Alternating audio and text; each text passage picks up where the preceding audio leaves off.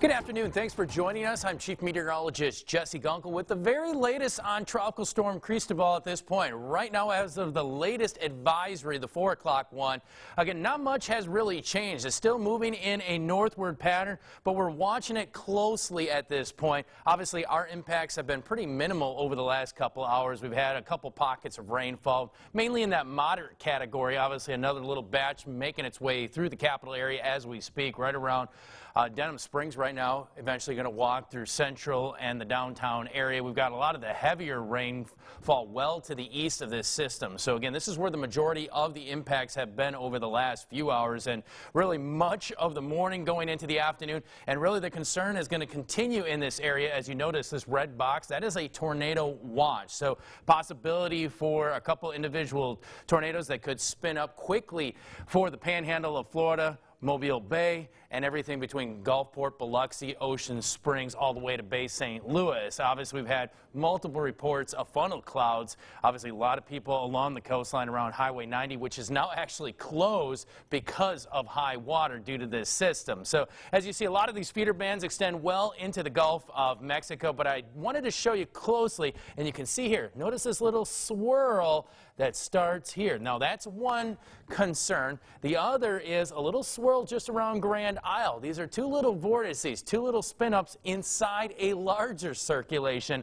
Now, that larger circulation is going to eventually drive northbound, probably somewhere just around Grand Isle, maybe between there and about Venice, and then make its way inland as we probably get into the next couple hours. So I see landfall happening probably not too far down the road at this point. Notice again how kind of broad it is and not much redeveloping on the western side of this system. This system has been struggling mightily with a lot of dry air, and that's the reason why this storm is so lopsided at this point. So here's the very latest information. Right now we've got those winds out of the north at about 7 miles per hour. It currently sits 65 miles south of New Orleans, and it continues to move north at about 7 miles per hour. Obviously, we've had some stronger wind gusts out there.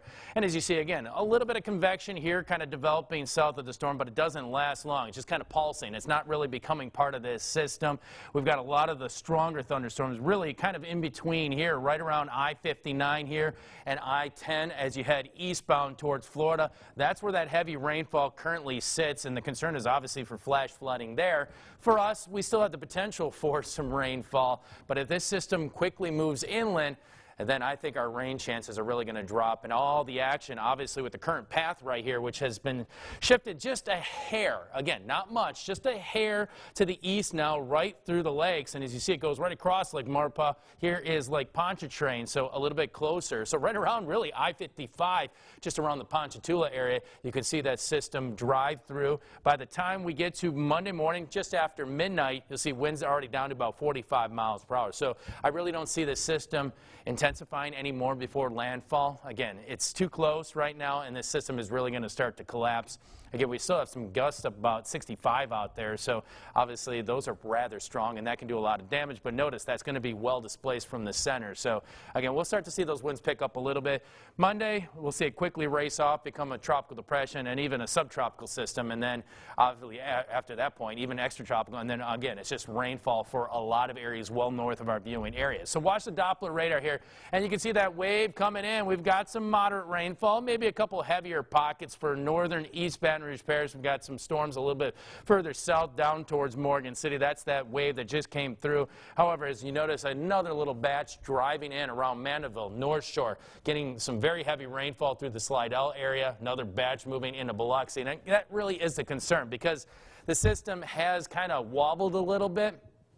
It just means that we're going to have to watch multiple areas just a little bit east of us, mainly on the other side of I-55, continuing to see that heavy rainfall. But again, we'll get a couple more waves later on tonight before things really begin to settle down. You see a little bit closer here, and you'll notice, again, we got a couple little pockets out there, but nothing that's going to induce flash flooding at this point. Even though we're a little bit saturated at this point, the ground is still very wet. We could see some ponding water, obviously, as the system drives through. But big picture, again, notice how those rain bands, this is what the concern is. Notice how they extend well into the Gulf of Mexico here. They wrap around all the way through Mississippi, Alabama, and back into us. Now, the good news is we're far enough away, and that dry air is our friend, and that's keeping those storms from really taking hold and developing, because it doesn't look like the system, again, it's not going to intensify before it moves inland later tonight.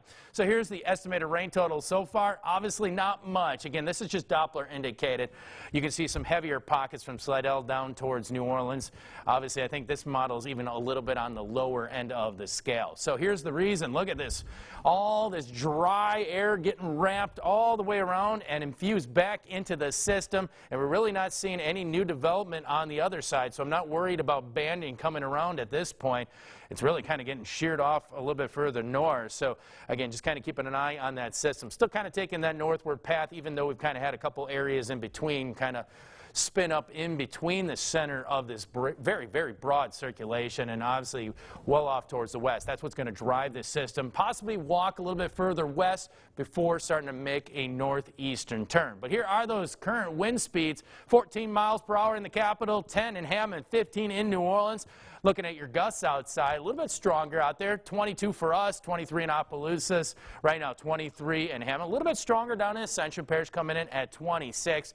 And currently, even in Slidell, we're talking 24 and closer to the storm. Notice how it even gets a little bit weaker out there with those gusts coming in at 17 miles per hour. So again, tropical alerts out there. We are underneath a tropical storm warning through tonight and most likely early tomorrow, possibly extending until Tuesday. And that's for really the entire viewing area at this point. And just keeping an eye on that storm surge, 2 to 4, 3 to 5. Good news is, high tide, it's already starting to go down. So we've already peaked, and now it's coming back. So those waters, even with the current onshore flow at this point, I don't see much more in the way of flooding. Hopefully, again, we move inland over the next couple hours. I say hopefully within the next 2 to 3 hours. And if that happens, again, things will start to quiet down for a lot of areas. But again, because of that southeast and persistent wind out there pushing that water into the lakes, that's why our water levels are a little bit high, and the reason they currently have a coastal advisory. So 2 to 4, again, that's generous at this point. I think for most of us, 1 to 2 here in the capital.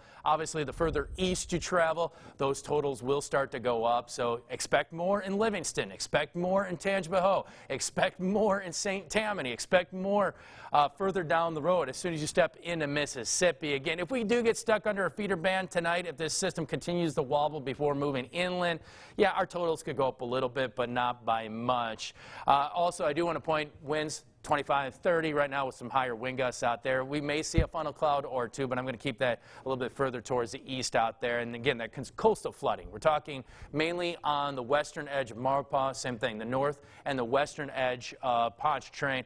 However, again, we've had some reports, some videos, and some footage of Lake Pontchartrain, and it looks like, again, there are some pretty big waves out there at this point. Storm surge, again, max 3 to 5. But as that system moves inland, that should eventually weaken. And I just want to show you again that potential, or at least the probability of seeing some tropical storm force winds are still pretty high for a lot of areas at this point. Notice again, this is where the center of the storm sits, just a little bit south of Grand Isle and south of New Orleans as we speak. So again, keeping an eye on that. The other big concern is obviously we could see that excessive rainfall. Now we're talking slight going into Monday. So they have dropped it drastically out there, which is obviously a good thing for us, but still keeping all that heavy rainfall well towards the west. But just kind of keep an eye on the model and notice how broad. This is the European, or excuse me, that was the American, and that kind of keeps it kind of on the lower end of the scale at this point, and you see the Euro just kind of drives it out here quickly. But again, there still is that potential concern for flooding. What I do want to point out is we're not in the clear quite yet. We are getting probably the best case scenario with this storm being so close to us. Obviously, that path moving just a few miles to the east right through here. And yes, we are getting the best case scenario at this point. But there still is that possibility. The storm could wiggle a little bit, and that's why we need to still stay a little bit on the vigilant side going into the evening hours, just in case something happens. We could see some heavy downpours out there that could lead to a little bit of flooding. Right now, I'm not really even concerned quite yet because the river levels have actually been pretty low on the Comeet, the Amite. I would be concerned on the North Shore, so all those rivers over there, heavy rainfall. And really a little bit further east as you fall into Mississippi and Alabama. However, again, for us, I think what rain that we will get, we should be fine. We need to have that 10+ category to have some issues here to see our river levels rapidly rise and cause us issues overnight going into tomorrow.